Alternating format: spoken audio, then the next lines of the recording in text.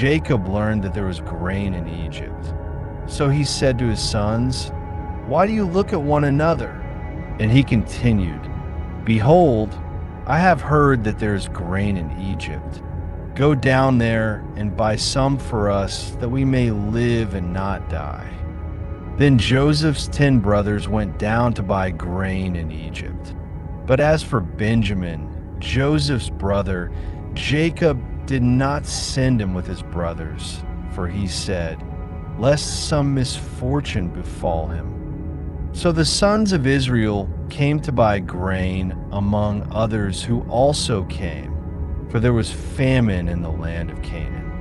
Now Joseph had authority over the land, and he sold grain to all the people of the land. Therefore, Joseph's brothers came to him and bowed down before him with their faces to the ground. Joseph saw his brothers and recognized them, but he acted as a stranger toward them, spoke harshly to them, and said, "Where do you come from?" They answered, "From the land of Canaan to buy food." So Joseph recognized his brothers, but they did not recognize him. Then Joseph remembered the dreams he had concerning them and said to them, "You are spies. You have come to see the weaknesses of the land." They answered him, "No, my lord. Your servants have come to buy food. We are all sons of one man. We are honest men. Your servants are not spies." But he said to them, "No, you have come to see the weaknesses of the land." Then they said, "Your servants are 12 brothers, the sons of one man in the land of Canaan. Behold, the youngest is now with our father, and one is no more." Joseph said to them, "It is as I said to you, you are spies.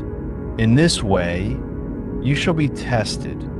By the life of Pharaoh, you shall not leave this place unless your youngest brother comes here. Send one of you to bring your brother. The rest of you shall be kept in prison. Thus, your words will be tested, whether there is truth in you. If not, by the life of Pharaoh, you are spies." And he put them in prison for 3 days. On the 3rd day, Joseph said to them, "Do this, and you shall live. I fear God. If you are honest men, let one of your brothers remain confined in your prison, but you go and carry grain for the hunger of your households. Then bring your youngest brother to me. Thus, your words will be proven true, and you shall not die." And they agreed. Then they said to one another, "Surely we are guilty concerning our brother, because we saw his anguish when he pleaded with us, and we did not listen. That is why this distress has come upon us." Reuben answered them, saying, "Did I not tell you, do not sin against the boy? But you would not listen, and now his blood is required of us." They did not know that Joseph understood them, for there was an interpreter between them. Then he turned away from them and wept. He returned to them and spoke with them. Then he took Simeon from them and bound him before their eyes. Then Joseph gave orders to fill their sacks with grain, to restore every man's money to his sack, and to give them provisions for the journey.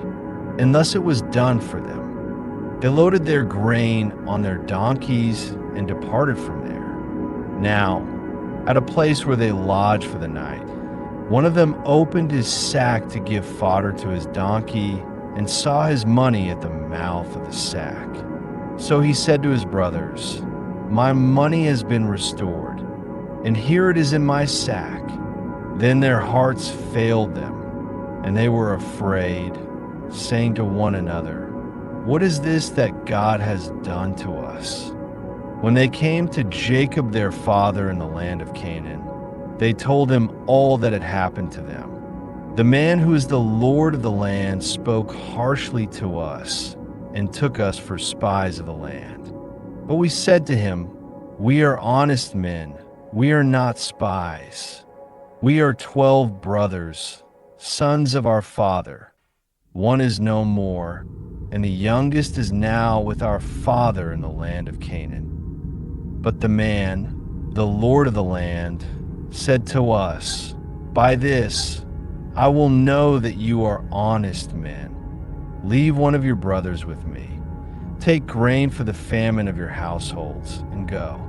Then bring your youngest brother to me, so I will know that you are not spies, but honest men. Then I will deliver your brother to you, and you may trade in the land.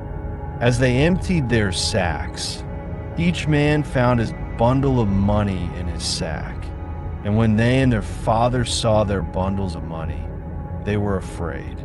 And their father Jacob said to them, You have bereaved me of my children. Joseph is no more, Simeon is no more, and now you want to take Benjamin. All these things have come upon me. Then Reuben spoke to his father, saying, Kill my 2 sons if I do not bring him back to you. Entrust him to my care, and I will return him to you. But he said, My son shall not go down with you, for his brother is dead, and he alone is left.